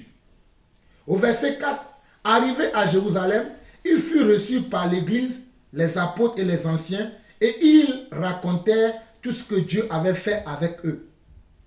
Alors quelques-uns du parti des pharisiens qui avaient cru se levèrent en disant qu'il fallait circoncire les païens et exiger l'observation de la loi de Moïse. Regardez bien. J'aime bien le verset 4. Regardez bien. Toujours les pharisiens. Les pharisiens qui ne connaissent jamais la volonté de Dieu. Ils sont toujours dans la lettre et ils ne sont pas dans l'esprit. Regardez. Verset 5. Alors quelques-uns du parti des pharisiens qui avaient cru. Il y a une partie des pharisiens qui ont cru. Mais ils ont cru, au lieu d'abandonner leur rite de Moïse, ils veulent ramener ça dans l'église. Oh, j'aime la révélation qu'il y a ici. Les pharisiens, il y a quelques-uns d'entre eux qui ont cru.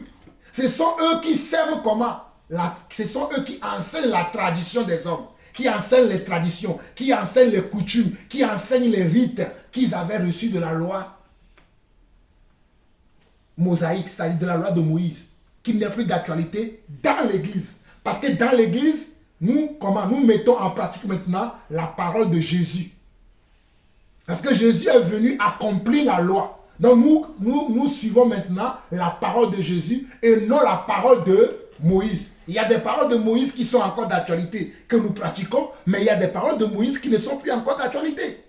Mais comme quelques pharisiens ont cru, regardez bien, verset 5 de Acte 15. Alors quelques-uns du parti des pharisiens qui avaient cru se levèrent en disant qu'il fallait circoncire les païens et exiger l'observation de la loi de Moïse.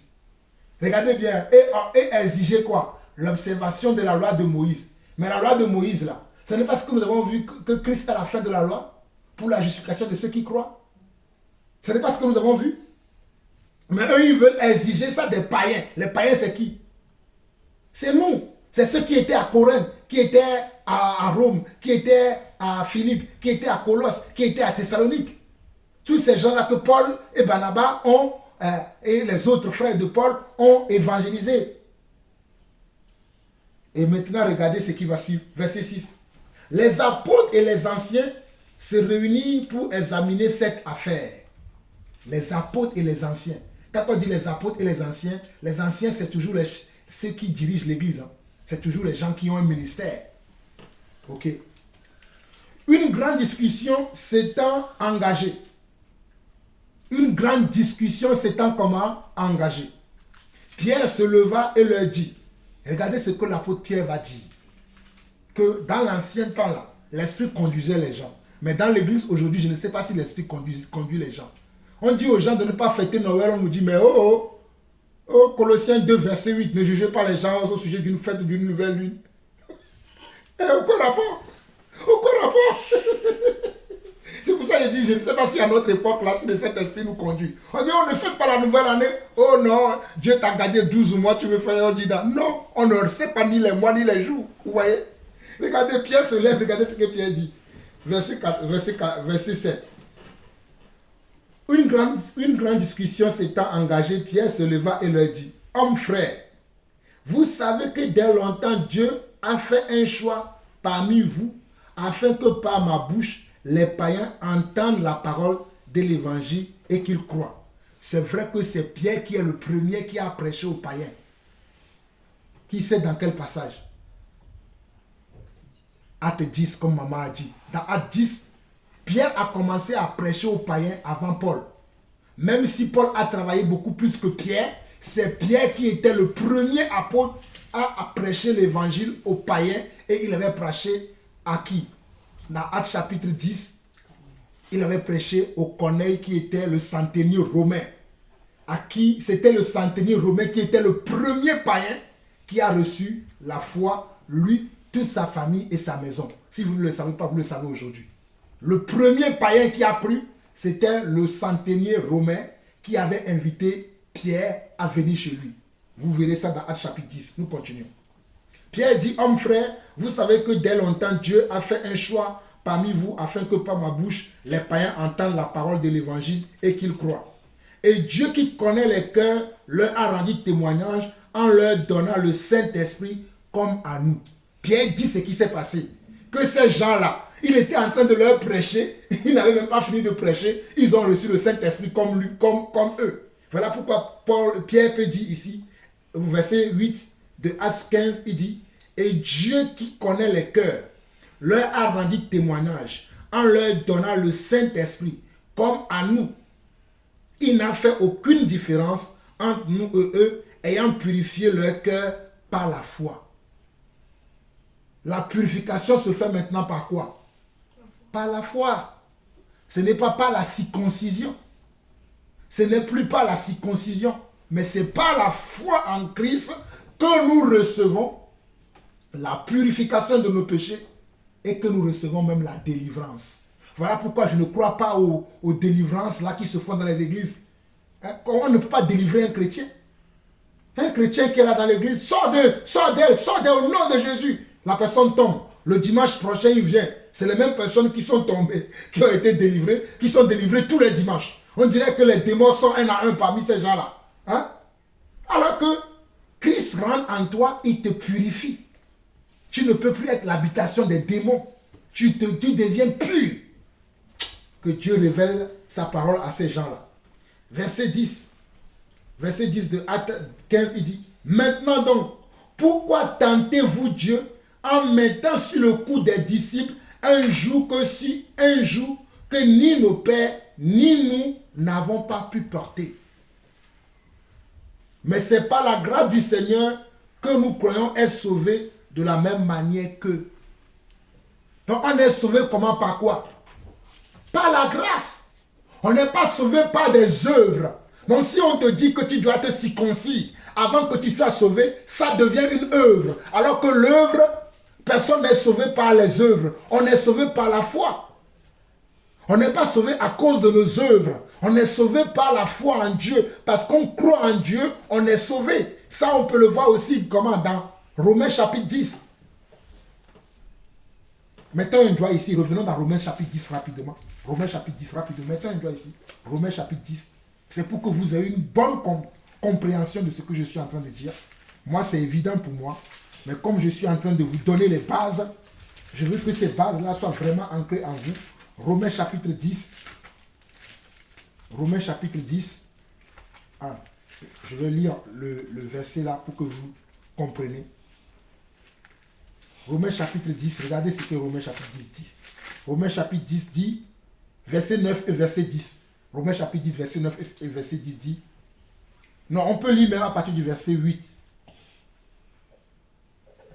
Romains chapitre 10, verset 8 au verset 10. Que dit-elle donc? La parole est près de toi, dans ta bouche et dans ton cœur. Or, c'est la parole de la foi que nous prêchons. Or, c'est la parole de la foi que nous prêchons. Et cette parole de la foi, elle est dans notre cœur et elle est également dans notre bouche. Cette parole de foi que nous prêchons, elle est dans notre cœur et elle est également dans notre bouche. Et on dit, si tu confesses de ta bouche le Seigneur Jésus, et si tu crois dans ton cœur que Dieu l'a ressuscité des morts, tu seras sauvé. D'abord, il faut croire dans le cœur. Et après, il faut confesser de sa bouche que je crois au Seigneur Jésus. Je crois qu'il est le Messie. Je crois qu'il est le sauveur de l'humanité. Je crois qu'il est le Fils de Dieu. Je crois qu'il est mort à la croix pour mes péchés. Je crois qu'il a été le rançon de ma vie. Ça veut dire, ça, ce sont tes confessions. Voilà pourquoi au verset 10, car c'est en croyant du cœur qu'on parvient à la justice et c'est en confessant de la bouche qu'on parvient au salut selon ce que dit l'Écriture. C'est en confessant de la bouche. Je confesse que je crois au Seigneur. Je crois en Dieu, le Père Tout-Puissant, Créateur du ciel et de la terre. Je crois... Je vais chanter, non, on n'a pas le temps. Donc vous avez compris? C'est la parole de la foi que nous prêchons. Et cette parole de la foi, elle est dans notre cœur. Mais il faut que nous la confessions. Voilà pourquoi Pierre se permet, revenons dans Actes chapitre 15. Revenons dans Actes chapitre 15 rapidement. Voilà pourquoi Pierre se permet de dire ici dans Actes chapitre 15, le verset 10, ou bien même à partir du verset 9, il dit, il n'a fait aucune différence entre nous et eux, ayant purifié leur cœur par la foi. Acte 15, verset 9. Il n'a fait aucune différence entre nous et eux, ayant purifié leur cœur par la foi. Maintenant donc, pourquoi tentez-vous Dieu en mettant sur le cou des disciples un joug que ni nos pères, ni nous n'avons pas pu porter? Mais c'est par la grâce du Seigneur que nous croyons être sauvés de la même manière qu'eux. Donc c'est par la grâce du Seigneur que nous sommes sauvés. Ce n'est pas par les œuvres de la foi. Ce n'est pas par les œuvres que nous faisons. Mais c'est par la foi que nous sommes d'abord sauvés. La foi en qui? La foi en Christ. On n'a pas besoin de nous dire qu'on doit nous circoncire le 8e jour de notre croyance. On n'a pas besoin de nous dire ça. Mais c'est ce que les pharisiens ont ramené. Ce qui est une comment? Ce qui est une philosophie et qui est une tradition des hommes et qui n'est pas fondée sur la foi que Jésus nous a transmise. Verset 12. Toute l'assemblée garda le silence et l'on écouta Barnabas et Paul qui racontaient tous les miracles et les prodiges que Dieu avait fait par eux au milieu des païens. Dieu a fait beaucoup de miracles, beaucoup de prodiges par les mains de Paul et de Barnabas lorsqu'il était à Corinthe, à Thessalonique, lorsqu'il était à Colosse. Partout où ils sont passés, ils ont fait beaucoup de choses et Dieu était avec eux. Amen. Verset 13. Lorsqu'il cessait de parler, Jacques prit la parole et dit, voilà un autre apôtre. Jacques, l'apôtre Jacques aussi. Pierre a parlé. Paul et Barnabas, qui sont aussi des apôtres, ont parlé. Voilà un autre apôtre qui est l'apôtre Jacques qui parle. Et regardez aussi ce qu'il dit. Lorsqu'il cessait de parler, Jacques prit la parole. Nous sommes au verset 13 de Acte 15 et dit, Hommes frères, écoutez-moi. Simon a rencontré comment Dieu a d'abord jeté les regards sur les nations pour choisir du milieu d'elles un peuple qui porte son nom. Les nations, c'est nous. Hein. Voilà pourquoi Jacques dit, Simon a raconté. C'est-à-dire, Simon a donné son témoignage. Simon, c'est Pierre, c'est l'apôtre Pierre, qui a donné son témoignage. Comment il a pu aussi prêcher aux païens. Et c'était Corneille, que vous pouvez voir dans Actes chapitre 10, comment Corneille a cru. Amen. Et verset 15 de Actes chapitre 15. Et avec cela, s'accordent les paroles des prophètes, selon qu'il est écrit, après cela, je reviendrai et je relèverai de sa chute la tente de David. J'en réparerai les ruines et je la redresserai, afin que le reste des hommes cherche le Seigneur, ainsi que toutes les nations sur lesquelles mon nom est invoqué. Dit le Seigneur qui fait ces choses et à qui elles sont connues de toute éternité. Le Seigneur a dit par la bouche des prophètes que dans les derniers temps, si nous regardons Actes 15, verset 17, afin que le reste des hommes cherche le Seigneur. C'est-à-dire le reste des hommes veut dire même les païens. Ainsi que toutes les nations sur lesquelles mon nom est invoqué. Donc, toutes les nations sur lesquelles le nom du Seigneur sera invoqué, sera sauvé. Dit le Seigneur qui fait ces choses et à qui elles sont connues de toute éternité. Verset 19, regardez bien ce qu'il dit. On va s'arrêter au verset 31, on va s'arrêter au verset 32 plutôt. On va s'arrêter au verset 32, mais suivez jusqu'au verset 32. C'est pourquoi je suis d'avis qu'on ne crée pas des difficultés à ceux des païens qui se convertissent à Dieu. Regardez, hein, les apôtres ont dit qu'on ne crée pas des difficultés. Mais nous, aujourd'hui, on crée des difficultés. Ne mettez pas de boucle d'oreille, ne mettez pas ceci, ne mettez pas cela. Ce sont des difficultés, ce sont des traditions des hommes que je n'accepterai jamais. Parce que moi, je prêche l'évangile apostolique. Je suis un apôtre. Regardez. C'est pourquoi je suis d'avis qu'on ne crée pas des difficultés à ceux des païens qui se convertissent à Dieu. Mais qu'on leur écrive de s'abstenir. Regardez bien. Qu'on leur écrive de s'abstenir des souillures des idoles. Je l'ai dit moi aussi tout à l'heure. Des souillures des idoles. De la débauche. De la débauche, c'est quoi? C'est l'impureté. C'est les abominations. On ne doit pas faire ces choses. Des animaux étouffés et du sang. Des animaux étouffés et du sang. Car depuis bien des générations, Moïse a dans chaque ville des gens qui le prêchent, puisqu'on le lit tous les jours de sabbat dans les synagogues. Voilà, les juifs, eux, ils sont dans tous les synagogues, tous les sabbats, en train de lire la Torah, en train de lire l'Ancien Testament. Ils font leur truc. Mais nous, les païens, nous, l'église, nous devons suivre le Seigneur. Nous devons suivre l'évangile des apôtres. Nous devons suivre l'évangile de Christ. Amen ou non amen? Amen. Ok, nous continuons. Verset 22. Regardez bien, verset 22, à partir du verset 22. Alors il parut bon aux apôtres et aux anciens et à toute l'église de choisir parmi eux et d'envoyer à Antioche.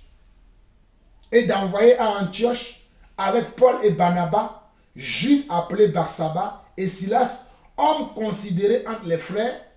Il les chargeait d'une lettre ainsi conçue. Regardez bien la lettre qui a été envoyée. Les apôtres, les anciens et les frères, aux frères d'entre les païens qui sont à Antioche, en Syrie et en Cilicie, salut. On a envoyé un message aux païens qu'on veut obliger à se circoncire selon les rites de Moïse. On a envoyé une lettre aux païens à qui on veut obliger de pratiquer les lois hébraïques, alors que ce ne sont pas des Hébreux, ce sont des païens, ce sont des goïms. Voilà le contenu de la lettre. Verset 24 au verset 32. Ayant appris que quelques hommes partis de chez nous, écoutez bien, hein, ayant appris que quelques hommes partis de chez nous et auxquels nous n'avions donné aucun ordre, vous ont troublé par leur discours et ont ébranlé vos âmes. Ils vous ont troublé par leur discours. Voilà pourquoi les chrétiens de nos jours, les gens qui ne sont pas assis dans la parole sont troublés quand ils attendent qu'ils ne doivent pas mettre de pantalon, ils ne doivent pas mettre des bijoux, ils ne doivent pas mettre ceci ou cela. Alors que ce n'est pas ce que Paul nous enseigne. Paul nous enseigne la décence. Donc les gens sont ébranlés quand ils écoutent certains genres d'évangile. Mais le vrai évangile est écrit dans la Bible. On a vu comment les apôtres se sont dit, voici ce que nous devons prescrire aux païens. Moi, je suis un païen. Je ne suis pas un juif.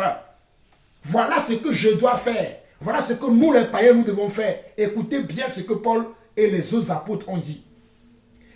Verset 24 de Actes chapitre 15 jusqu'au verset 32. Là, je vais lire maintenant et commenter.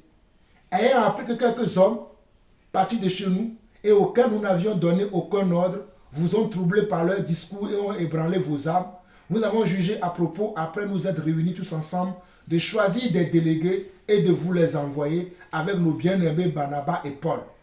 Ces hommes qui ont exposé leur vie pour le nom de notre Seigneur Yeshua HaMashiach, Jésus-Christ.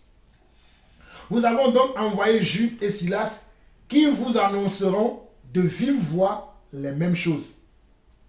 Certains vont annoncer de vive voix. À certains, ils ont donné des courriers. Mais les courriers contiennent les mêmes choses que les gens vont dire de vive voix aux gens. Amen. Et voilà ce qu'ils vont dire. Verset 28 au verset 32. Car il a paru bon au Saint-Esprit. Le Saint-Esprit a pris une décision, moi je vais le contester. Car il a paru bon au Saint-Esprit et à nous de ne vous imposer d'autres charges que ce qui est nécessaire. Car il a paru bon au Saint-Esprit et à nous de ne vous imposer d'autres charges que ce qui est nécessaire. Savoir de vous abstenir des viandes sacrifiées aux idoles, du sang, des animaux étouffés et de la débauche, choses contre lesquelles vous vous trouverez bien de vous tenir en garde à Dieu. Regardez bien les choses que les païens doivent faire attention, doivent veiller sur leurs âmes, doivent veiller correctement. Regardez bien verset 29. On nous dit, savoir de vous abstenir des viandes sacrifiées aux idoles, du sang, on ne doit pas manger du sang, ni des animaux étouffés, ni de la débauche, choses contre lesquelles vous trouverez bien de vous tenir en garde à Dieu. Verset 30. Eux donc, ayant pris congé de l'église, allèrent à Antioche où il remit la lettre à la multitude d'assemblées. Après l'avoir lu, les frères furent réjouis de l'encouragement qu'elle leur apportait. Après l'avoir lu, cette lettre-là a apporté comment? De l'encouragement aux frères. Verset 32. Jude et Silas, qui étaient eux-mêmes prophètes, les exhortèrent et les fortifièrent par plusieurs discours. Jude et Silas, qui étaient eux-mêmes prophètes. Voilà pourquoi je vous ai dit, quand on parle des anciens, ce n'est pas des gens qui donnent de l'argent dans l'église comme un ancien. Ce n'est pas quelqu'un qui a le don de, je ne sais pas quoi, le don de prophétie comme un ancien. C'est vraiment quelqu'un qui a un don ministériel. Voilà pourquoi on voit ici, on dit Jude et Silas. Eux-mêmes ici, ils étaient quoi? Ils étaient des prophètes. Ils exhortèrent les frères et les fortifièrent par plusieurs discours à demeurer fermes. On va s'arrêter là et nous continuerons la prochaine fois. On va prier et si vous avez des questions, je vais les recevoir. Amen. Courbons la tête et nous allons prier. Éternel notre Dieu, nous te bénissons, nous te rendons toute la gloire pour cet enseignement, ces révélations que tu nous as encore transmises aujourd'hui, afin que nous demeurions fermes dans la doctrine des apôtres, dans ce que toi tu as transmis, Seigneur Dieu, à nos prédécesseurs, ceux-là qui ont marché avec toi, qui ont mangé avec toi, qui ont bu avec toi, ceux-là qui ont consulté le Saint-Esprit, afin de nous laisser, Seigneur Dieu, la marche à suivre, afin de nous montrer ta voie, afin de nous montrer, Seigneur Dieu, tes projets, ce que toi tu as voulu nous enseigner, afin que nous puissions demeurer fermes dans tes voies. Nous prions que nos frères et sœurs qui nous écoutent à travers le monde, nos frères et sœurs qui nous suivent, qui entendent aussi ces paroles et qui reçoivent de toi, Seigneur Dieu, la marche à suivre. Reçois la gloire, l'honneur, la puissance pour des siècles, au nom de Jésus-Christ. Nous avons ainsi prié. Amen. Amen. Amen. Y a-t-il des questions?